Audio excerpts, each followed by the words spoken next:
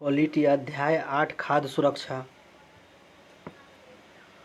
माधोपुर गांव में रामू एक खेतिहर मजदूर है। रामू का सबसे बड़ा बेटा सोमू सरपंच के यहाँ 3 वर्षों से मवेशियों की देखभाल काम करता है। सरपंच कभी कभार उसे कुछ पैसे देता है जो साल भर में कुल मिलाकर 1000 रुपये भी नहीं हो पाता। सोमू के अलावा रामू के 3 बेटे और 3 बेटियां हैं। उसने अपनी बड़ी बेटी कमला की शादी 3 वर्ष पूर्व ही कर दी थी। अब वो 16 वर्ष की थी। आज उसका भी 2 वर्षों बाद एक बच्चा है। दूसरी बेटी सरला अभी 14 वर्ष की है। वह जन्म से ही कमज़ोर है। जन्म के समय उसकी माँ भी काफ़ी कमज़ोर थी। सरला घर पर ही अपने 3 छोटे भाइयों की देखभाल करती है। रामू की पत्नी 3-4 घरों में चौका बर्तन काम काज करती है। फसल के मौसम में खेतों में काम कर कुछ रुपये कमा लेती है। यह तो होना ही था। जब तुम कुपोषित हो तो तुम्हारा बच्चा स्वस्थ कैसे होता।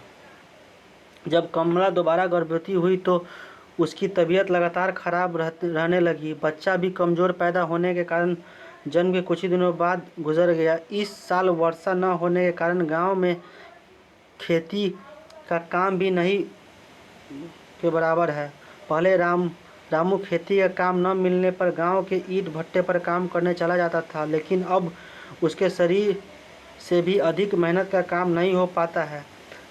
घर की माली हालत बिगड़ने पर बड़ा बेटा सोमू नौकरी की तलाश में शहर चला गया, लेकिन वहां भी उसे कई लोगों ने अवश्य कहकर काम देने से इनकार कर दिया। सोमू 18 वर्ष का होने के बावजूद 14 से 15 वर्ष से अधिक का नहीं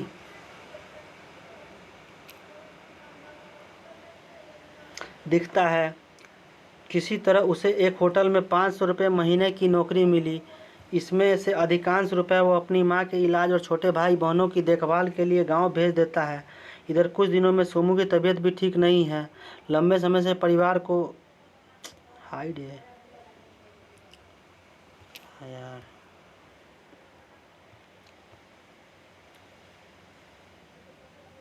कुपोषित परिवार उसे असंतुलन आ जाता है। साथ ही उनके रोग प्रतिरोधक क्षमता में भी कमी आ जाती है। सामान्य बीमारी जैसे बुखार, उल्टी, दस्त, घेंघा रोग, रतौंधी इत्यादि उनकी मृत्यु का कारण बन सकती है।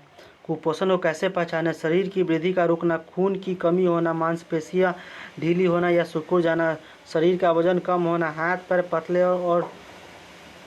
पतले और पेट बड़ा होना, शरीर का सूजन, कमजोरी महसूस करना, महिलाओं में खून की कमी होना व लंबे समय से कम भोजन मिलने की वजह से उसका वजन लगातार कम रहता है।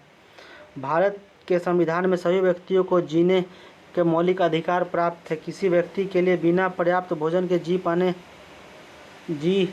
पाना न केवल मुश्किल है बल्कि कुपोषित परिवार वजन नापना। बच्चों को सही आहार दिया जाए तो उसका स्वास्थ्य बेहतर हो सकता है। कल्याण 2 साल 3.5 ग्राम और अक्टूबर 2005 में ग्राम गुन्ना मध्य प्रदेश। 2 साल 6 महीना 10 ग्राम मार्च 2006। कुपोषित के बारे में जानकारी दे रहा है।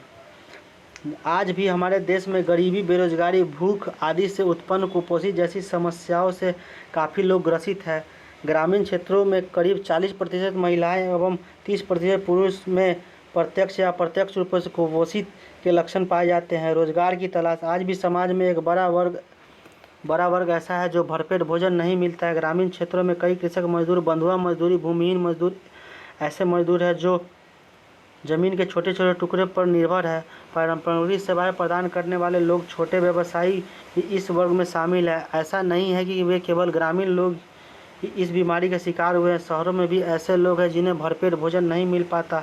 शहरी क्षेत्रों में भी इस वर्ग में ऐसे लोग शामिल हैं जो प्रायः कम वेतन वाले व्यवसाय और नियमित श्रम बाजार में काम करते हैं। इन्हें केवल मौसमी कार्यों की काम उपलब्ध हो पाता है। इन्हें दैनिक मजदूरी पर ही काम करना पड़ता है। ये वर्ग रोजगार की दृष्टि से हमेशा असुरक्षित होते हैं क्योंकि इनका आय या मजदूरी इतना कम है कि वे मात्र जीवन निर्वाह ही मुश्किल से कर पाते हैं।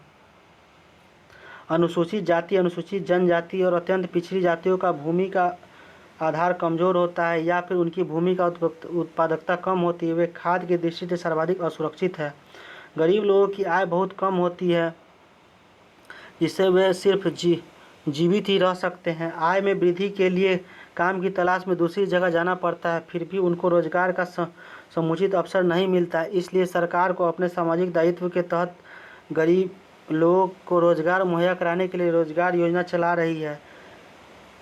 इनमें ग्रामीण क्षेत्रों में सरकार द्वारा चलाए जा रहे महात्मा गांधी राष्ट्रीय ग्रामीण रोजगार गारंटी योजना काफ़ी महत्वपूर्ण है। इसके पूर्व इसे नरेगा के नाम से जाना जाता था। इसके तहत सरकार कार्य के इच्छुक लोगों को उनकी पंचायती क्षेत्र में सीमा के आसपास एक वर्ष में 100 दिनों का रोजगार उपलब्ध कराने की गारंटी देती है। इस योजना ने ग्रामीण रोजगारों अपने निकट स्थान पर काम की मांग कर सकते हैं। इस तरह की सरकारी योजनाएं ग्रामीण निर्धनता को कम करने का प्रयत्न कर रही है। खाद्य सुरक्षा के आयाम। देश में प्रचुर मात्रा में खाद्य उत्पादन में सरकारी अनाज भंडारों के खाद्यान्न का पर्याप्त स्टॉक है। प्रत्येक व्यक्ति को सार्वजनिक वितरण प्रणाली के माध्यम से उचित मूल्य का खाद्यान्न उपलब्ध कराना। लोगों के पास अपनी भोजन संबंधी आवश्यकताओं को पूरा करने के लिए धन उपलब्ध। भारतीय खाद्य नियम का गोदाम। भारतीय खाद्य नियम FCI के माध्यम से सरकार द्वारा लोगों को अनाज, गेहूं और चावल दिए जाते हैं। भारतीय खाद्य नियम खाद्यान्न उत्पादन वाले राज्यों के किसान से गेहूं चावल खरीदता है। किसानों को उनकी फसल के लिए पहले से ही घोषित कीमतें दी जाती है। इस मूल्य को न्यूनतम समर्थन मूल्य कहा जाता है। इन फसलों के उत्पादन को प्रोत्साहन देने के उद्देश्य से बुआई और मौसम के पहले ही सरकार प्रत्येक वर्ष न्यूनतम समर्थन मूल्य की घोषणा करती है। खरीदे हुए अनाज खाद्य भंडारों में रखे जाते हैं।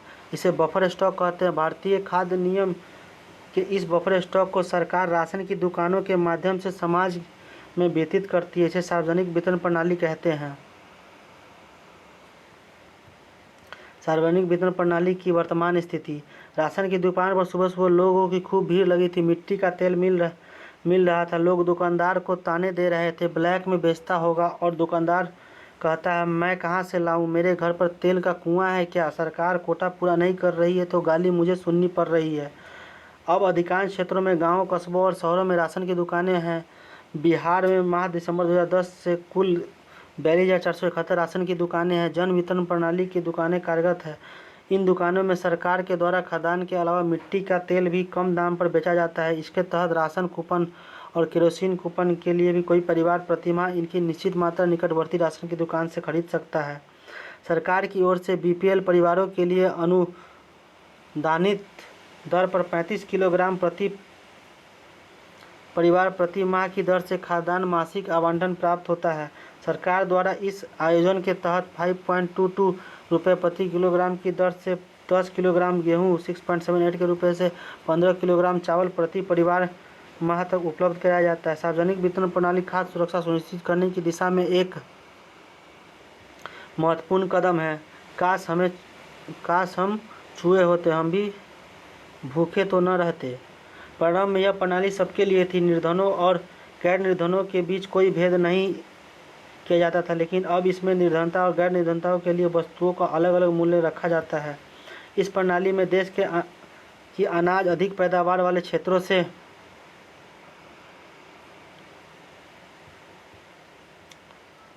कम पैदावार वाले क्षेत्रों में खाद्य पूर्ति के माध्यम से अकाल और भूखमरी की व्याप्तता को रोकने के लिए एक महत्वपूर्ण भूमिका निभाई। इसके अतिरिक्त आमतौर पर इसके निर्धन परिवारों के पक्ष में कीमतों पर भी रोक लगाई जाती है। सार्वजनिक वितरण प्रणाली को अनेक आधारों पर कड़ी आलोचना का सामना करना पड़ता है। मध्याह्न भोजन योजना, यह सरकार द्वारा उठाया गया एक महत्वपूर्ण कदम है जिसके तहत बच्चों को कुपोषण को दूर करने हेतु विद्यालय में पौष्टिक भोजन उपलब्ध कराया जाता है। गरीबी रेखा, भारत सरकार उन लोगों को गरीबी रेखा के नीचे मानती है जो उनके द्वारा निर्धारित न्यूनतम आर्थिक स्तर से नीचे है। ये लोग सरकारी मदद जैसे कम दाम पर खाद्य प्राप्त करने से हकदार होते हैं। अलग अलग राज्य इसे तय करने के लिए अलग अलग तरीके अपनाता है। यह रेखा ग्राम और निवासियों के लिए भी है।